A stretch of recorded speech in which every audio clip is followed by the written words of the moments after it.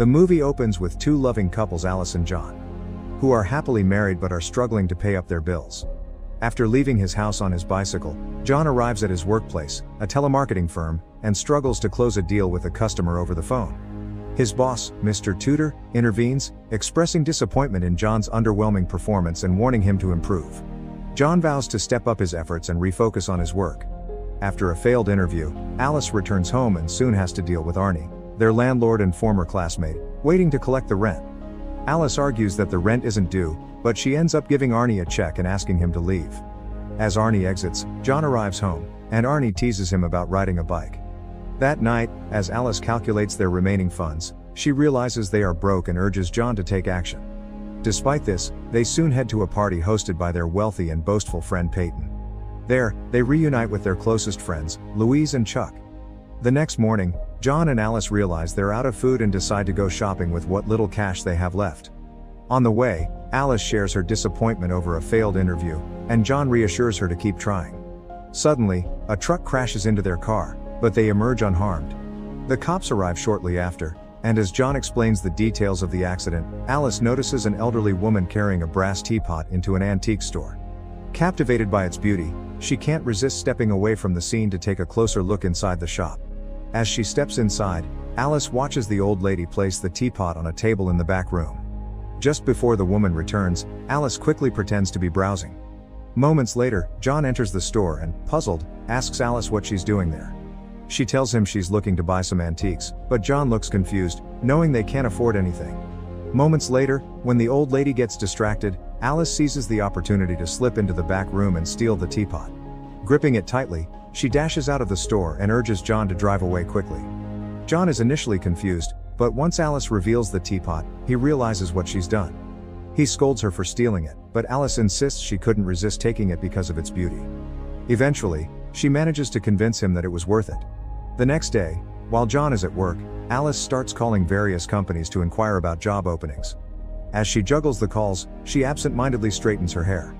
Distracted, she loses focus for a moment and accidentally burns herself.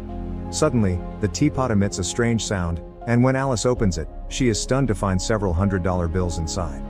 As she processes the shocking discovery, she realizes it happened right after she hurt herself. Curious, she deliberately hurts herself again. And to her amazement, the teapot produces even more cash. A thought takes hold. If pain generates wealth, she can make a fortune.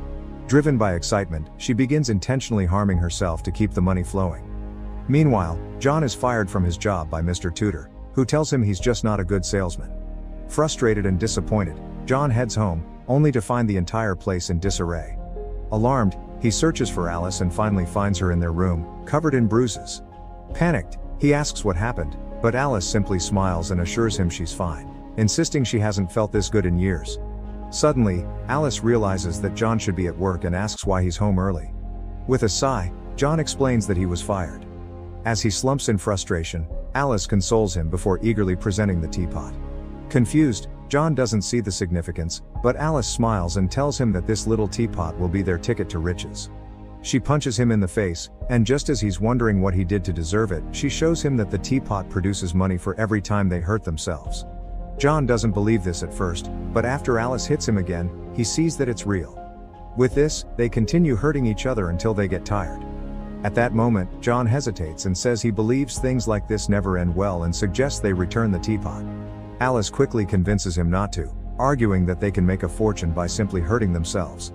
After a pause, John reluctantly agrees to go along with her plan. However, Alice wakes up in the morning to see that John is nowhere to be found, and the teapot is also missing. She sees a note from John saying things would have ended badly, and she shouts angrily. John takes the teapot back to the old lady's antique store, but it's closed, and no one is inside. Frustrated, he decides to take the teapot to an antique roadshow, hoping to learn more about it. When it's presented, the host admires the teapot for its craftsmanship, but admits he has no information about its origin, leaving John with even more questions. As he continues talking, a man named Dr. Ling is tuned in to the show from his house. Immediately he sees the teapot. Dr. Ling looks shocked and starts making plans to travel to meet John. John comes home with the teapot, and he and Alice decide to use it to make money. They vow to stop whenever it starts to get out of hand. Soon after, they begin to harm themselves in various ways. Later that day, they choose to stash the money they've earned in the bathroom, with John insisting they can't take it to the bank, as it might raise suspicions. Alice agrees, and John adds that they've nearly made $200,000 from the teapot. That evening, Alice, desperate to make more money from the teapot, dresses in lingerie and holds a belt. She asks John to spank her, hoping the teapot will produce more money if it's entertained by their pain. John takes the belt and strikes her, but the pain isn't enough for Alice. She urges him to hit harder, but he can't bring himself to do it. Alice then pulls John onto the bed, removes his pants, and starts spanking him with the belt, striking him hard. The teapot begins to produce money. The following day, John and Alice visit Alice's mother Trudy. Alice's sister, Mary, and her husband Joe, are there with their kids as well. Everything goes smoothly until Trudy questions John's sudden wealth. However, he and Alice explain it as the result of a past investment. The next day, Alice wraps up some calculations and informs John that they are finally out of debt. As they begin considering new ways to spend their money, someone knocks on their door. Alice quickly hides the teapot while John opens the door, only to find two brothers, Gilad and Yoel, who immediately turn violent and start beating him up. The brothers claim they're here for the teapot, saying they saw John showcase it on the Antique Roadshow. They tell them the teapot belongs to their grandmother, the old lady from the store. They also reveal that their grandmother passed away shortly after they took the teapot, and it was all she talked about before she died. As they keep beating up John, Alice tells them they already sold the teapot. Since the teapot has earned a lot of money from John's pain, Alice secretly grabs some of the money and hands it to the men, claiming it's all they got from the sale. The brothers then leave, after which John says they need to learn more about the teapot.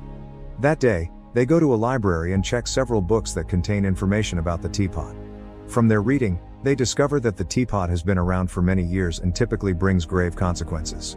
Alice also finds a page with pictures showing how bad things could get, but she tears it out and hides it in her bag without John noticing. However, John tells Alice they must let go of the teapot, as everything they've learned about it suggests a dangerous outcome. Alice dismisses his concerns, assuring him they'll stop before things go too far. The next day, Alice and John begin buying expensive items. They also move to a new house and invite their friends over for a party. Peyton is shocked to see Alice buying a house in the same luxurious estate where she lives. As they discuss it, Louise arrives and congratulates Alice, saying she must have landed her dream job to afford everything she and John now have. A while later, Dr. Ling arrives at their house. After John answers the door, he asks for the teapot, explaining he's part of an organization in China that is interested in collecting teapots. Alice joins John as they speak with Ling, and after a while of discussion, they decide to tell him they've given the teapot away. Dr. Ling warns them that they need to let go of it as they are in grave danger, but Alice becomes angry and slams the door on him. That night, when they're alone, Alice begins hitting John, hoping the teapot will produce more money. Arnie sees this from the window and decides to knock on their door.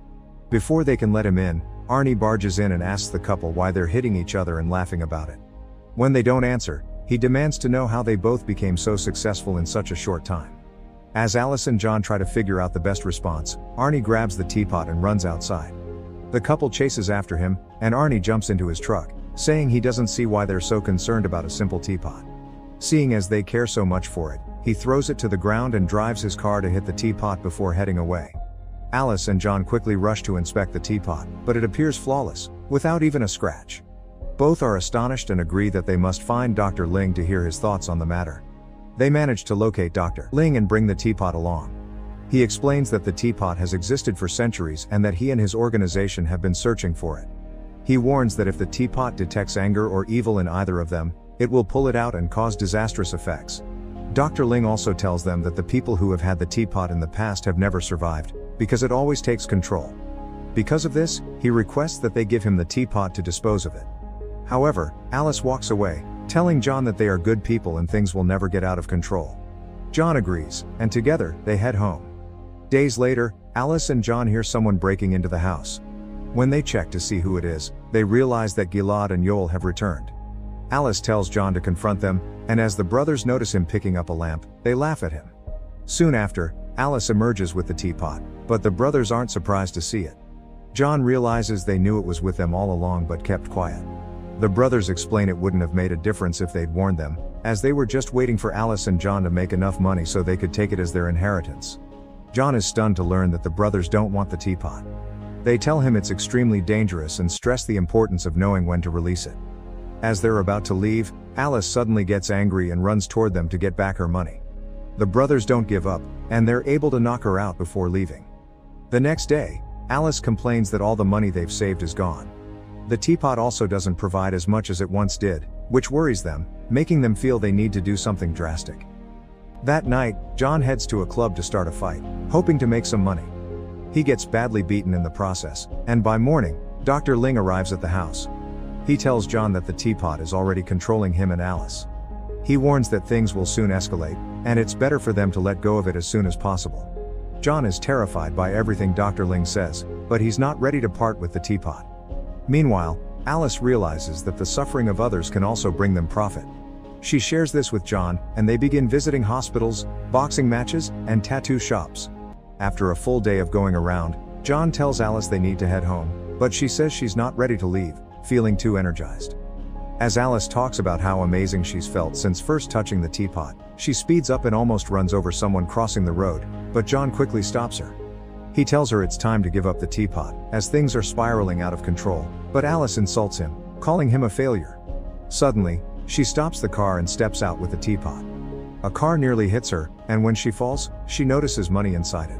As they question where it came from, since no one was physically hurt, Alice realizes that emotional pain also counts. While she was insulting John in the car, they had been making money. She mocks him again, saying he's bound to fail, and the teapot delivers more money. She then suggests they take turns breaking each other's hearts to keep the cash flowing. John refuses at first, but Alice persuades him. They continue trading cruel words even after they get home. After some time, Alice reveals she was involved with Arnie before their marriage.